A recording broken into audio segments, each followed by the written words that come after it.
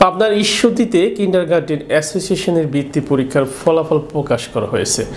সকালে ঈশ্বরদী উপজেলা সম্মেলন কক্ষে আনুষ্ঠানিকভাবে এই ফলাফল প্রকাশ করেন উপজেলা নির্বাহী কর্মকর্তা সুবীর কুমার দাস।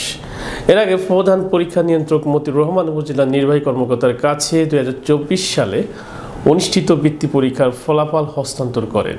অ্যাসোসিয়েশন সূত্রে জানা গেছে, এবছর ঈশ্বরদী উপজেলায় প্রায় অর্ধশত কিন্ডারগার্টেন থেকে 778 জন শিক্ষার্থী বৃত্তি পরীক্ষায় অংশগ্রহণ করে।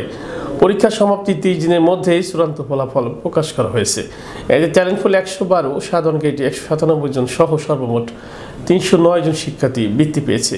এ সময় ঈশ্বরদী উপজেলা সহকারী কমিশনার ভূমি সাদত হোসেন খান, ঈশ্বরদী প্রেস ক্লাবের ভারপ্রাপ্ত সভাপতি আব্দুল মান্নান টিপু, সাধারণ সম্পাদক SM ফজলুর রহমান, শিক্ষাপতি অধ্যাপক উদয়নাথ লাহিড়ী, ঈশ্বরদী কিন্ডারগার্টেন অ্যাসোসিয়েশনের সভাপতি লুৎফর রহমান, সাধারণ সম্পাদক মহিদুল ইসলাম সহ বিভিন্ন কিন্ডারগার্টেন স্কুলের পরিচালক ও অধ্যক্ষগণ উপস্থিত ছিলেন। উপজেলা নির্বাহী কর্মকর্তা সুবীর কুমার দাস ফলাফল নিয়ে সন্তোষ প্রকাশ করে তিনি কৃতি শিক্ষার্থীদের উজ্জ্বল ভবিষ্যৎ কামনা করেন।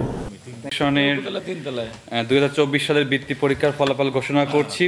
পঞ্চম শ্রেণীর ট্যালেন্ট পুলে বৃত্তি পেয়েছে 26 জন, সাধারণ গ্রেডে বৃত্তি পেয়েছে 48 জন। চতুর্থ শ্রেণী ট্যালেন্ট পুলে বৃত্তি পেয়েছে 25 জন, সাধারণ বৃত্তি পেয়েছে 46 জন। তৃতীয় শ্রেণী ট্যালেন্ট পুলে বৃত্তি পেয়েছে 31 জন, সাধারণ গ্রেডে বৃত্তি পেয়েছে 45 জন।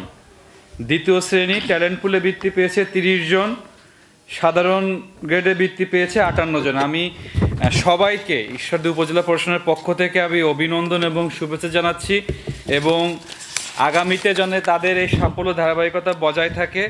এবং আমি সবশেষে সকল অভিভাবকবৃন্দের প্রতি আমি অনুরোধ জানাবো, দয়া করে বাচ্চাদেরকে এই ফলাফলের জন্য তাগিদা না দিয়ে তাদেরকে ভালো মানুষ হওয়ার জন্য যা যা উপকরণ দরকার সেটা দেখে আপনার ধাবিত করবেন। ফলাফল কিন্তু কিছুই না।